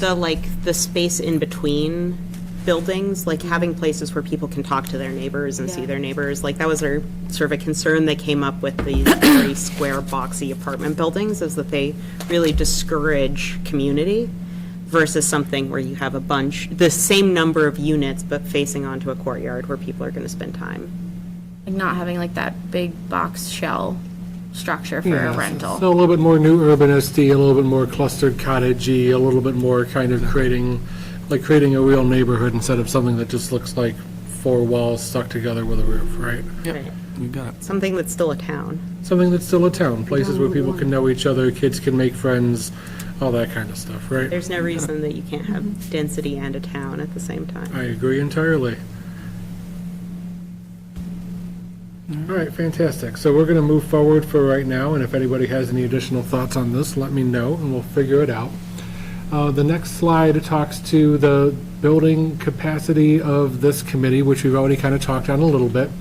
And so when you think about all the different skills that you bring and everyone who's sitting around this table brings, what are the needs of building capacity? What are the things that you would like to know more about or be able to do better that you're not already kind of able to do? Or where would you like to get to?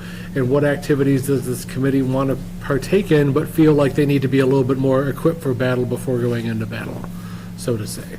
So where would we like to go from where we already are as a group? So how do we, you mentioned communication in our messaging. How do we identify those homeowners that already exist in our community that need assistance with, whether it's, creating a handicap ramp or a shower like we saw where you don't have to step over a huge tub, side of a tub to get into the shower. One, how do we identify those? And two, how do we, if we receive an overwhelming response, how do we identify and prioritize which ones we choose to assist, given the, limited funds that we have available? Well, I would say, but at the same time, we had that little kind of decision tree thing that you were developing, right? That talks about resources and kind of how things would happen. I would imagine that we would use that as a guide to determine what other needs we would have, right? So maybe this might be cart before the horse until we have that kind of piece, A right? little bit, but where your head's at's really in the right place with this. And I think that when you start to figure out how to structure your programs, that's when you're going to need to say, okay, we want to be able to do this thing. We want to be able to have a home repair program or an accessibility program, or maybe it's all the same thing, for people that need improvements to their home. Figure out how much money you're going to want to put into something like that. Figure out if you want to have a just kind of revolving application period, or if you want to say, if you want to apply for this, it's, anytime before March of the new year, and then we'll look at applications and figure out how to dole things out. And it'll be up to you all to start thinking, do we want to have caps on how much people can request? Do we want to have people just kind of come with us to their projects, and then we'll estimate the cost so that they don't have to? And then that's also, within the macro of all of this, when we're talking about potentially building new units or helping people with existing units, big picture, small picture kind of stuff, you're also going to have to look at every single program and project the same way. So you could say, yeah, we're going to have some home repair grants, but for the first year, we're only going to give out 3 grants, and they're going to be big, and we want to see what kind of impact they have. Or maybe you say, you know what, we don't want to set that precedent that we're going to do a whole lot and not be able to keep that up. So maybe we limit it to relatively small projects, maybe $1,000 or $2,000, and see kind of how far that can go and how that can help people and if that makes a difference. So these are things that we're going to have to kind of figure out as we move along with it. But I think that those are things that you all are going to be in a good position to have once you kind of figure out which track you're going to move forward with as far as how you want to focus your time and effort and energy, and then break that down into some sub-pieces going forward. And I think that for even after we wrap up with this, you guys are going to spend at least the next few months kind of working through how to start executing that kind of stuff. And I think that once you have the dollars in front of you and you start to figure out, okay, if we put aside $20,000, do we want to help 20 people? Do we want to help 10 people? Do we want to help 5 people? Things like that. Yeah. And one thing that I think I don't know as much about that would be interesting is when we had talked about the sort of rights of first refusal and the idea of even just like I know I've been to a couple of select board meetings where they've talked about properties the town owns that might want to do something with, but sort of the logistics of that. What's the checklist of things that we would go through for some of these priorities that we're looking at? So even before we get to exactly what we're doing, what is it going to involve to do one of these? And then to administer them going forward. So things like, affordable housing units, once you have them, how much capacity does the town planner have? Do we have everything we need to, if we increase that by a 10x, I think we're looking at, right? Do we need anything else in place in order to be successful at that? I think the other thing that I would challenge you to think about as you think through this, and full disclosure, this is me wearing my HR director hat right now versus my generalist ATA hat, is try to think about tasks and how they fall into where the resident sees us, not where the back end of municipal operations lies. So something like right of first refusal or property disposition is going to be something that's in the select board's direct path. So it's going to come through our office, the town administrator's office. But something like what the town planner is working on is going to be distinctly different than something that the Council on Aging could provide services for, because they are going to be the front line of a lot of the work that we do with seniors. And so what are they already doing? What are they already offering? Because we don't want to also create things that duplicate efforts, and we don't want to create undue burden on any particular department. So that's something too, where if you have logistical questions of that nature and there's not a person that is clear to you of who is doing that, let us know, because that's something we can help, because that's something that I'm thinking about when, because some of these things that you're talking about with additional capacity for the planner to manage the SHI, or additional capacity for the senior center to manage programs that help with low-income building assistance. These are the things that I'm thinking about when I'm going to Bill's building committee meetings and talking about what spaces we need in the new building. And it's what I'm thinking about when I'm going to Rich and asking for HR concepts in our budget. So that's the thing to think about. If you can't find something or place it in a box, that's okay. Administratively, we can help find its niche. And to your point too, a little bit, I think that there are some other trainings and things like that, folks like MHP provide, that are kind of just like, this is an intro into like the housing world, this is an intro into the affordable housing world, a little bit more in how some of these preference programs are set up. So for things like housing authorities, usually there's a higher preference for local residents, higher preference for disabled folks, higher preference for veterans, and a higher preference both for coming in and moving out of people who are victims of domestic violence and things like that. But it's important to know kind of what all those options are and have a good handle on what you're getting into with it. So we can certainly look at exploring and recommending some training options for this body that would help you get a better firm grasp on what that looks like. Yeah, does the local preference preclude it from the affordable housing, deeded affordable housing stock? It does not, but there are certainly caps as to how far the local preference can go, and I don't know what all that is off the top of my head. But you can't require, you're going to build an affordable housing development, it's only going to be for Middleton residents. You can acquire up to a certain percentage of folks, if they apply, they get moved higher up on the list if they're already in town, things like that. And that's where you want your planning board members and your zoning board members to be really well informed, because a lot of those types of conversations are happening in the permitting process that's happening with the land use boards. And recommendations from our planner, obviously, in the decisions, that's usually where those things are handled, so, but it's a great point.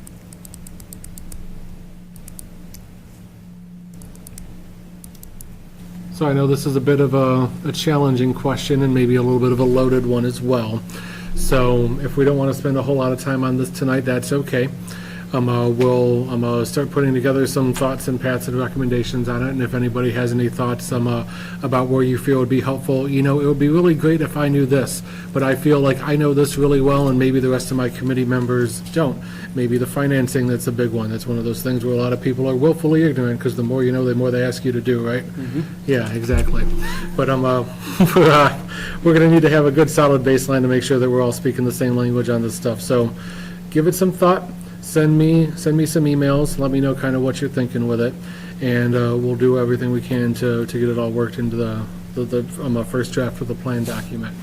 Moving forward on the next slide, we are at the beginning of the strategies part, the end of the assessment part, so we feel like we got a pretty good idea as far as what's going on.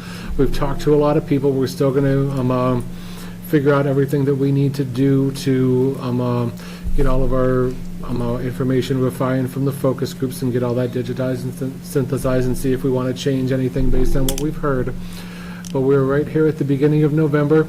We're going to take a look at these impacts. We're going to start building out these impacts into strategies and programs and thoughts and how to move forward into drafting and refining a plan and getting some communication material set so we can start communicating that with folks. And we are done with our focus groups for right now. We will meet again in December and have an online open house or online engagement of some sort, hopefully in January when everybody's back in town from doing whatever they do to disappear from the cold for a little bit. And if we go to the next slide here, this is, again, so that's where we are, refine, focus on activity, build out strategy, scenarios, all that good stuff. And then the next slide talks about what we're going to talk about next time. Number 1 is preparing for the engagement activity. Number 2 is reviewing the strategic draft plan. And this language I pulled right out of the scope so we can revisit this again. And it talks about how what we're going to be doing on our end is putting together 3 5-year approaches for this group that will have different ways of achieving the housing goals of the town and the impacts that we've kind of talked about. So we're going to really have a couple paths that are going to really differ as far as ways that you can move forward, and it's not necessarily anything is better or worse or the right way or the wrong way. It's just you guys having to take a look at it and figuring out what you feel is going to make the most sense, looking at your own capacity, looking at the town capacity, looking at how you want to financially move things forward, and make some decisions based on what this document looks like moving forward. And it's our job to figure out what are these different paths you can choose. You all will have that conversation around what seems to make the most sense. So that's going to be the bulk of what our decision is going to focus on next time is saying that these are the impacts, these are the different ways we can achieve them, and really kind of break it down in a way that should make a whole lot of sense for not just having the conversation a little bit further, but being able to take it to the community and say, hey, this is what we're thinking about doing. Do you all agree with it? So I just want to make sure that we're all on the same page. Again, I know you all have copies of the scope of work and have reviewed it and given comments in meetings past and things like that, but I just kind of reiterate that this is kind of the point where we are, and this is where our discussion is going to be next month. Awesome. Sounds great. Yeah, we're excited to see that first draft of the plan, start, figuring out what that's going to look like. Yeah, I'm excited to see it too. And it's nice, you get all these conversations and get a lot of really good feedback, and things end up just kind of bouncing around in your head and in different notebooks and various PowerPoints and Word documents. And I'm excited to start pulling all of this stuff together and seeing how we can really start making an impact here. Absolutely. So I know you all have just been listening to me prattle on and on and on for almost 2 hours now. And this is kind of the end of what I have to share for this month. And I would just like to go ahead and turn it back over to you all if there's any other kind of overreaching comments, questions, or anything else. And if nobody has anything to share at this point, then, Mr. Chairman, it's your floor. Awesome. Thank you, John. Anyone have anything for John? I appreciate all the work you put into this, all the effort you and your team have done to, get the information, get the feedback from the community, pull everything together for us. It's been a huge help.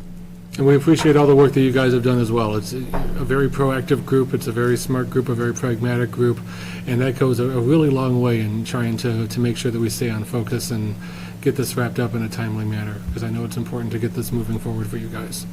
Absolutely. Thank you. Thanks, John. Thank you, John. Of course, thank you all. Next on the agenda, we've got a review of the Declaration of Trust and findings from MAPC. May I ask that we defer that to December? I just need more time with council reviewing it. Absolutely. Thank you.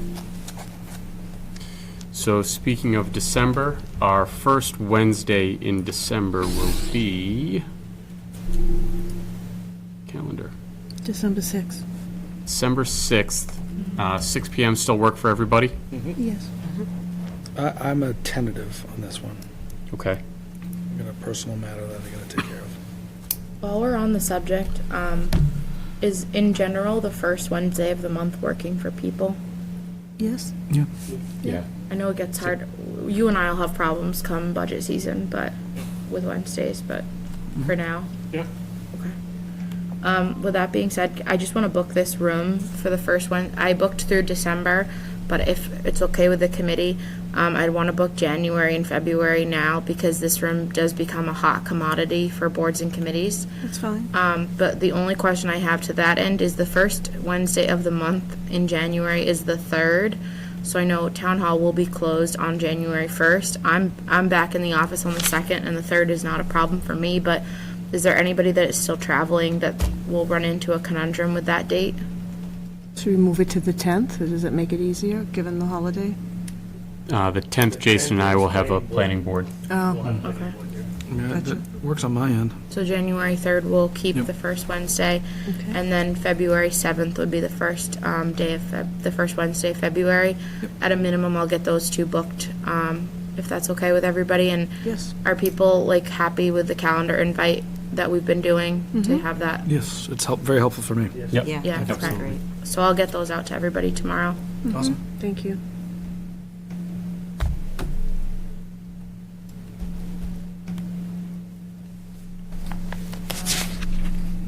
And then I have quite a bit of homework from John for your December agenda. Is there anything else that you folks need from me between now and the December meeting, other than I'm gonna keep working with John on some things? I'll have the Declaration of Trust for December.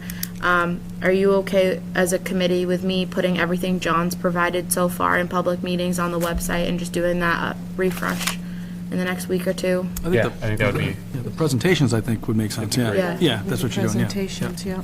Yeah, will do. Jackie, just an FYI, I get invited to Masco's budget on the 7th of February, but as long as John can go, then that shouldn't be it. Is that the public input meeting that I wasn't on that, so I didn't have the date for it. Yeah, I just got, yesterday or the day before. Okay, I might have to be at that too now that I, That's February 7th? February 7th. Do we want to try and do Tuesday? Or Tuesday or Thursday? Tuesday will be select board on February 6th. About the 8th. 3 nights in a row, Jackie, for you? We have the 3 nights 10th in a row for you? Can't do the 10th. 'Tis the season. Or we can push it following week on the 13th? February. The following week is Valentine's Day. Hey, I'm just saying, I mean, that's not unfair. Honestly, if you're trying to, you know, I'm totally fine with February 8th. Valentine's. I'm trying to stay married. I am someone who, like, the 3 meetings in a week that time of year is not foreign to me. It's not. So what date are you choosing for January? Eighth? January was the 3rd, and then February, I'm fine with the 8th if the 7th is the Masconomet budget meeting. 3 in a row is not. February 7th, you said, Jackie? 8th. 8th, okay. Got it. Three night meetings in a row is nothing for me at this point in my life. There was Don't say that, say it's very hard, but you'll try your there was best. there were 5 weeks this spring Learn that there that. was 4 night meetings a week for 5 weeks in a row. Never say it's easy. I'll forward you the email I got from the Thanks for that. Never let Appreciate them it. know it's easy. right? Never let them know. Never let them know it's easy. That's it. Well, it's not easy. It's just bearable, but it'll be all right. You're not So we listening, have Jackie. December 6th, January 3rd, and February 8th. Yep. Perfect. That's what I got. And then if we can play year March is by over. ear, because that'll be budget time, planning board, you'll have your public hearing for zoning. I mean, March is crazy anyway, so Depending on where we're at, too. May skip, comprehensive zoning and, may end up skipping a month if yeah, we don't If have we have much to. on the agenda, if we can get a lot For everybody's accomplished before. sake. Makes sense. Great. Thank you. super. December We good? 6th. I think so. We're gonna adjourn. All right, motion to adjourn, Mr. Chair. Make a motion to adjourn. All right, we're out. We're out.